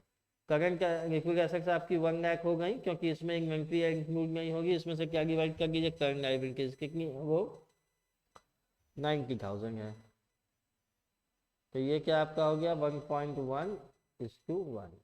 अब इसके बाद करंट रेशियो क्या हो जाएगा, करंट रेशियो हो जाएगा current assets upon current liabilities को। करंट एसेट्स आपको पता है 1,20,000 है, इसको डिवाइड कर दीजिए 90,000 से, तो ये क्या हो जाएगा 1.33 सॉरी 1.33:1। ठीक, अब आइए डेट सर्विस कवरेज रेशियो के बारे में सीखते हैं। ये रेशियो क्या करता है, ये कंसर्न मतलब कि ये क्या है, इंटरेस्ट और प्रिंसिपल अमाउंट जो लोन होता है, क्या वो समय पे ऑर्गेनाइजेशन पे कर सकती है, उसको मीजर करता है। ठीक है, क्या वो समय पे ऑर्गेनाइजेशन मीजर कर सकती है, उसको ये पे करता है, मतलब उसकी पेमेंट की मीजरमेंट को देखता है। कोई अगर लोन लिया गया है तो उस पर इंटरेस्ट भी रीपे होता है। ठीक है, तो ये रेशियो क्या समझाता है कि जो आपको पेमेंट करना है प्रिंसिपल अमाउंट का प्लस इंटरेस्ट का, वो एबिलिटी इंटरप्राइज की या ऑर्गेनाइजेशन की कैसी है, कि वो क्या समय पे पेमेंट कर पाएगी या नहीं कर पाएगी। ठीक है, समझ गए बात। तो ये क्या है, इसका क्या होगा, cash available for payment of interest and loan divided by interest plus instalment, मतलब एकदम बेसिक मैथ है।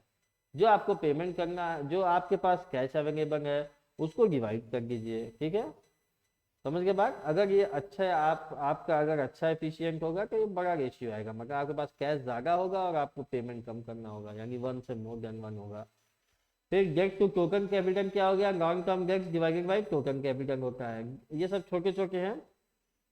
डेट टू कैपिटल रेशियो क्या होता है, total debts upon total assets. ठीक है, ये सब छोटे छोटे इसलिए बता रहे हैं कि बहुत बार क्या होता है कि पूरी बैलेंस शीट बना के क्वेश्चन में आ जाती है और उसमें ये सारी के साथ ये एक दो रेशियोज ऐड कर दिए जाते हैं। ठीक है, तो लॉन्ग टर्म डेट्स क्या होती है, जो आपको लॉन्ग टर्म में रीपे करनी है, जैसे डिबेंचर्स हो गए, वो हमेशा लॉन्ग टर्म में रहेंगे। ठीक है, टोटल डेट्स क्या होती है, long term debt plus current liabilities.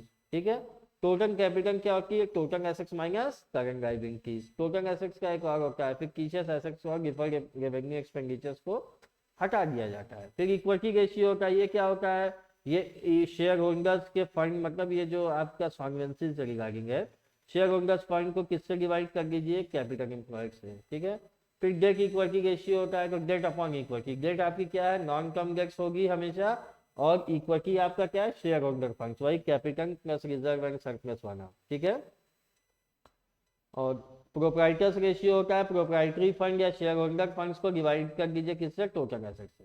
ठीक है, एक ये क्वेश्चन था सॉल्वेंसी के लिए हमने बनाया था कि इसमें जो है आपको सॉल्वेंसी बतानी है। ठीक है, तो इसमें से क्या है, आपको डेट इक्विटी रेशियो निकालना है। ठीक है, अब डेट इक्विटी रेशियो निकालने के लिए इसमें क्या दिया हुआ है कि शेयर होल्डर फंड दिया है एक 10,000 इक्विटी शेयर्स के हिसाब से, लेकिन नंबर ऑफ शेयर्स है और वो भी है 1 लाख है, 50,000 है, और एक 12% का डिवेंचर है 50,000 का। करंट लायबिलिटीज में आपका जो है 50,000 दिया हुआ है। ठीक है, एसेट्स में क्या है, नॉन करंट है, नॉन करंट एसेट्स मतलब यही फिक्स एसेट्स आपकी कितनी है, 2 लाख की और 1 लाख की। अब इसमें से डेट इक्विटी रेशियो कैसे निकलेगा, long term debts upon long term debts upon share holders fund. Long term debts आपके पास कितनी है, लॉन्ग टर्म लायबिलिटीज 50,000 है, divided by share holder funds कितने हो गए, 1 लाख प्लस 50,000 और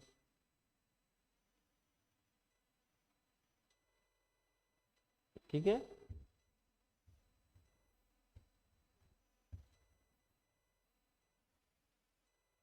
ये देखिए यहाँ पे एक मिसिंग फिगर है, ये 50,000 है।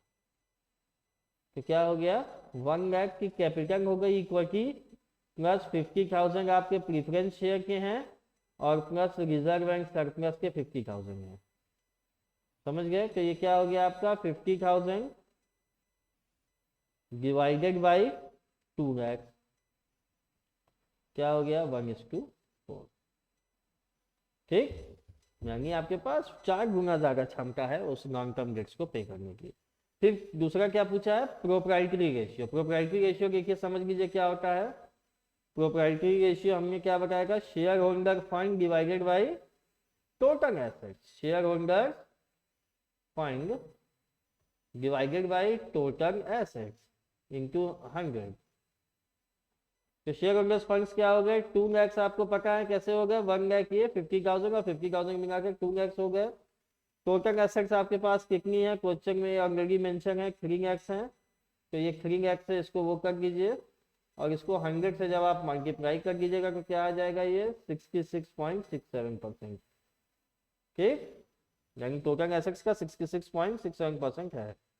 फिर ये क्या करता है, ये टोटल सॉल्वेंसी रेशियो क्या करता है, ये टोटल अमाउंट जो होता है एसेट्स का उसको मतलब चेक करता है कि ये इनफ है सारी एक्सटर्नल लायबिलिटीज को पे करने के लिए, क्योंकि यही होता है ना कि आपके पास कितनी एसेट्स है, वो एसेट्स क्या आपके पास इतनी है कि आप सारी एक्सटर्नल लायबिलिटीज को रीपे कर पाए, इसलिए सॉल्वेंसी रेशियो चेक करना बहुत जरूरी होता है। ठीक है, ये होता है total outside liabilities divided by total assets. ठीक है, इसमें क्या किया है,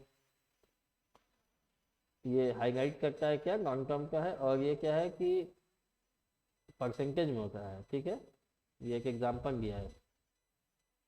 फिर उसके बाद alternative solvency total assets divided by total outside liability. ठीक है, मगर ये दोनों वही बात बताएगा। फिर कैपिटल गियरिंग रेशियो, ये क्या करता है, फिक्स कॉस्ट है ना, फिक्स कॉस्ट बियरिंग कैपिटल जो होती हैं, जैसे प्रीफरेंस शेयर कैपिटल पे आपको देना ही देना है प्रीफरेंस डिविडेंड, डिबेंचर्स और नॉन टर्म लोन पे इंटरेस्ट देना ही देना है, और इक्विटी शेयर कैपिटल फंड यानी इक्विटी शेयर कैपिटल को बताता है कि आपके पास इक्विटी शेयर कैपिटल जो है और टोटल जो आपकी नॉन मतलब फिक्स कॉस्ट है कैपिटल की, उसमें रिलेशनशिप बताता है। ये सिर्फ कैपिटल के पार्ट से ही लेना है। ठीक है, तो कैपिटल दो तरह की होती है, या तो ओन्ड बोरोड होती है या ओन्ड होती है। तो ओन्ड जो है उस पर आप डिविडेंड पे कर रहे हैं और जो बोरोड है इंटरेस्ट पे करते हैं। ठीक है, तो equity share capital plus reserve and surplus divided by preference share capital plus non term borrowings interest bearing finance, वही मतलब जिसपे इंटरेस्ट हो। ठीक है, अब इसमें क्या है, देखिए एक ये इनकम स्टेटमेंट दिया हुआ है, तो इसमें क्या दिया हुआ है कि आपको क्या करना है, इसमें से दो क्वेश्चन था ना, ये एक तो gross profit net profit operating और ये वाला है, और एक आपका इसके इंजीनियरिंग में बैलेंस शीट, और ये हाँ ये पूरा मैंने आपको बताया था। ठीक है, तो चलिए पहले इसको करते हैं कि from the following investment of किसका, शशांक लिमिटेड। ठीक है, शशांक लिमिटेड के उससे आपको क्या बताना है, शशांक एंड सन से 31 मार्च 2019 का जो है उससे आपको क्या बताना है, क्या बताया गया, पहले इनकम दिया है, इसमें क्या दिया है इनकम स्टेटमेंट में, मतलब वही है इनकम स्टेटमेंट ये देखिए trading and profit and loss की तरह है। इसमें क्या है, पहले ओपनिंग इन्वेंट्री ये किया है, फिर परचेजेस है, कैरेज है, वेजेस है, सेल्स है, क्लोजिंग इन्वेंट्री है, फिर उसके बाद एडमिनिस्ट्रेटिव एक्सपेंसेस है, फाइनेंशियल एक्सपेंसेस में इंटरेस्ट डिस्काउंट बैड डेट्स है, सेलिंग एंड डिस्ट्रीब्यूशन है, नॉन ऑपरेटिंग एक्सपेंसेस भी दिए हैं, और इधर क्या किया है, नॉन ऑपरेटिंग इनकम भी किया है जो आपको इंटरेस्ट रिसीव और profit on sale of securities पे मिला है। ठीक है, अब इसमें आपको क्या कैलकुलेट करना है, ग्रॉस प्रॉफिट रेशियो निकालना है, नेट प्रॉफिट रेशियो बताना है, और क्या बताना है, नेट ऑपरेटिंग और एक्सपेंसेस रेशियो, क्योंकि वही सेम क्वेश्चन है, इसमें कोई भी अलग सी चीज नहीं है।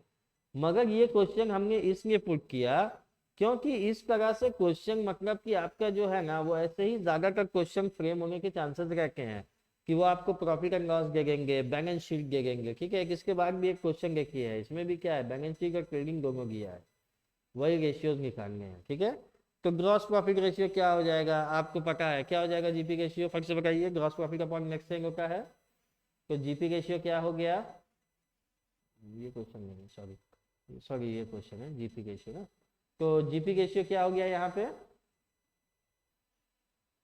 ग्रॉस प्रॉफिट कितना गया है, 1,30,000, क्या सेल्स रिटर्न दिया है, नहीं किया है कहीं, तो ये क्या हो गया, ये सेल्स ही आप कंसिडर कर लो, मल्टीप्लाई कर दो 100 से, आ क्या गया आंसर, 43.33%, ये आपका ए था।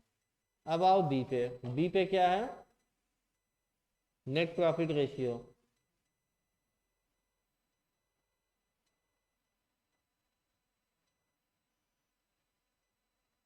नेट प्रॉफिट रेशियो में क्या हो गया, नेट प्रॉफिट का नेट प्रॉफिट कितना गया है आपका 63,000 है, इसको डिवाइड किससे कर दीजिए आप, सेल से कर दीजिए, जो कि आपका 3 लाख है, इंटू 100 कर दीजिए, तो ये क्या हो गया, 21% हो गया। ठीक है। सी क्या आपका गया है, ऑपरेटिंग रेशियो। ऑपरेटिंग रेशियो में क्या हुआ, cost of goods sold plus आपका ये ऑपरेटिंग एक्सपेंसेस। ठीक है।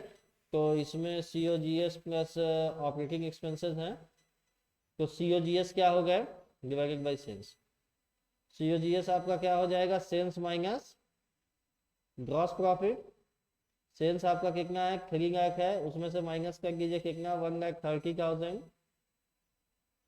तो क्या आ गया आपका, 70,000 आ गया जीपी, सी ओ जी एस, सॉरी 70,000 ये हो गया। अब आपका ऑपरेटिंग एक्सपेंसेस क्या क्या है, ऑपरेटिंग एक्सपेंसेस देखिए ये है, 60,000 ये है, 500 ये है, 1,500 2,000, तो ये कितना हो गया, 62,000, 64,000। और ये क्या हो गया आपका, 72,000 प्लस 72,000। ठीक, ये क्या हो गया, 1,42,000 डिवाइडेड बाई कितना है, कितना है ये, 3 लाख दिया है आपका, तो ये क्या आ जाएगा, 80.67%। अब डी क्या है आपका, नेट ऑपरेटिंग प्रॉफिट रेशियो है। तो नेट ऑपरेटिंग प्रॉफिट में क्या है, net profit minus non operating expenses.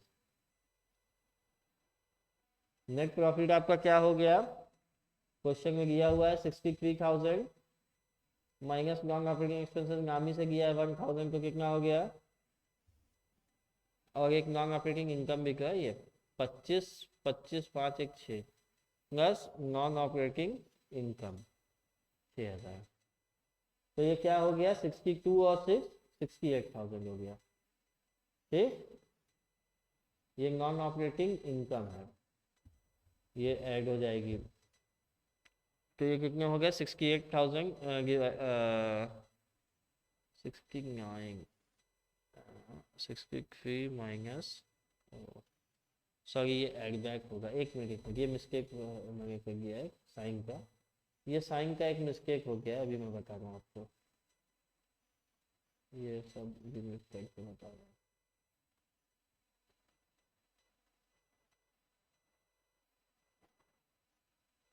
देखिए, नेट ऑपरेटिंग प्रॉफिट क्या होता है, नेट प्रॉफिट, और उसमें आपने जो ऐड किया था वो क्या हो गया, नॉन ऑपरेटिंग इनकम, और उसमें से माइनस क्या कर देना है, non operating expenses.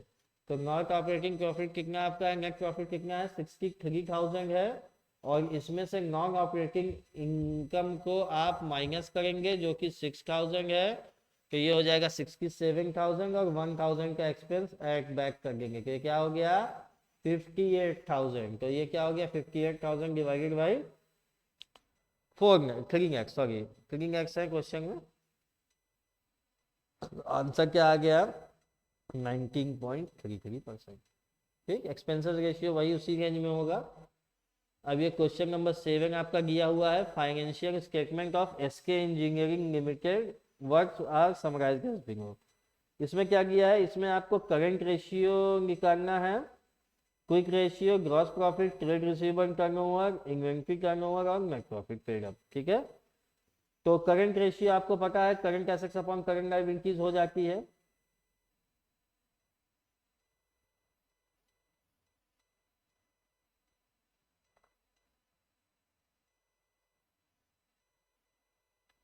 Current ratio क्या हुआ, current assets upon current liabilities. ठीक है। करंट एसेट्स कितनी है आपकी, ये आपका ट्रेडिंग है, ये बैलेंस शीट है। ठीक है। तो इसमें कितने की है, 1,55,000 है। ठीक है। और 80,000 है, और ये 3 लाख है, मतलब फिर कितने हो गए, 4,55,000, 4,55,000 डिवाइडेड बाई करंट लायबिलिटीज कितनी है आपकी, बैंक ओवरड्राफ्ट है और ट्रेड पेबल है, यानी ये कितने हो गए, 1,85,000। तो ये क्या आ जाएगा आपका 2.46:1। ठीक, उसके बाद दूसरा क्वेश्चन क्या है इसमें, क्विक रेशियो। क्विक रेशियो भाई लिक्विड वाला,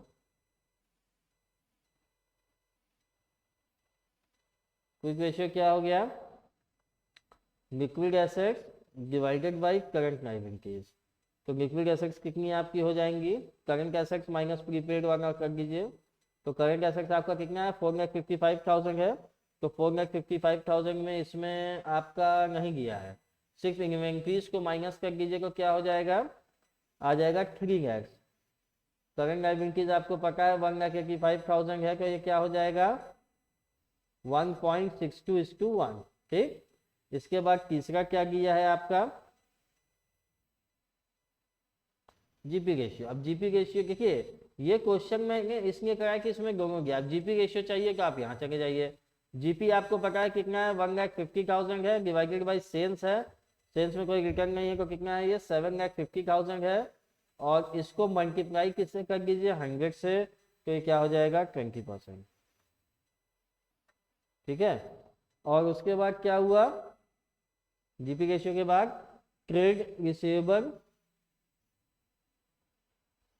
उसके बाद कौन सा है, ट्रेड रिसीवेबल टर्नओवर। ठीक है, हाँ ये देखिएगा, ये मैंने अभी नहीं बताया था आपको, मतलब इसका अभी कोई ऐसा मिला नहीं था। ट्रेड रिसीवेबल टर्नओवर क्या हुआ, sales divided by trade receivable. ठीक है, सेल्स क्या है आपकी 7,50,000 है, ट्रेड रिसीवेबल्स कितने हैं आपके 80,000। हो गया, ये कितना आ गया 3.9.375:1।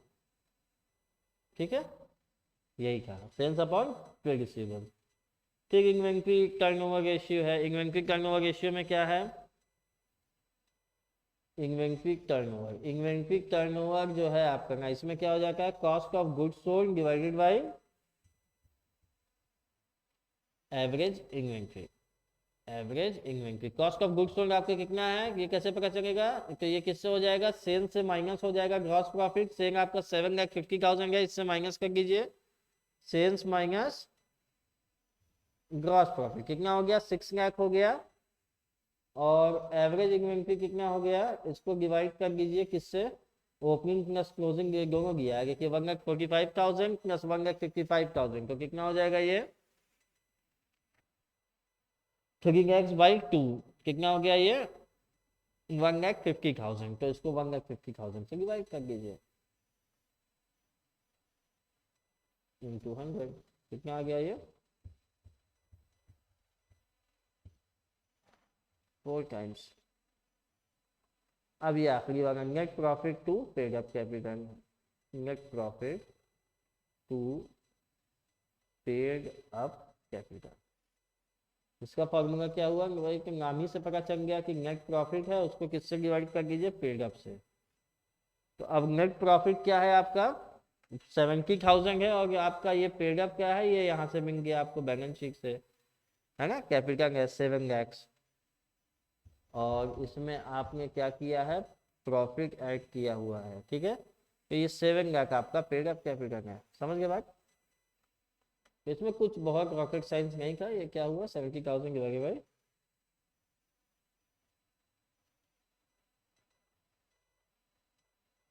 कितना आ गया 10%। ठीक है स्टूडेंट्स, इसमें और किसी भी तरह का कोई रेशियो ऐसा सच बचा नहीं है, सारा कवर हो गया है। मैं फिर से आपसे कहूंगा कि आप एप्लीकेशन पे जाइएगा और इस नोट्स को ले लीजिएगा, रिकॉर्डेड क्लासेस भी आपको वहां से मिल जाएंगी। ठीक है, और इस चैनल को आप सब्सक्राइब कर लीजिए, ताकि आप नेक्स्ट जो भी रिविजनरी क्लासेस रहे उसको आप बार बार देख सकते हैं, अपने फ्रेंड्स से भी आप शेयर कर सकते हैं। ये नोट्स देखिए बहुत स्पेसिफिक और टू द पॉइंट डिजाइन किया गया है।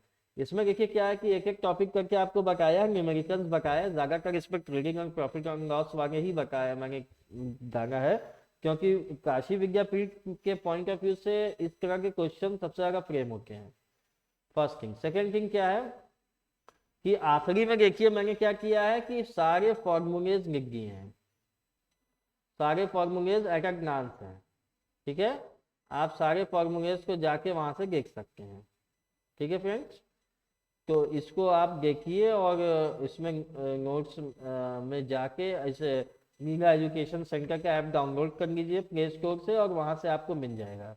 और ये जो है ये मतलब दी बेस्ट इंस्टीट्यूट है फॉर कॉमर्स।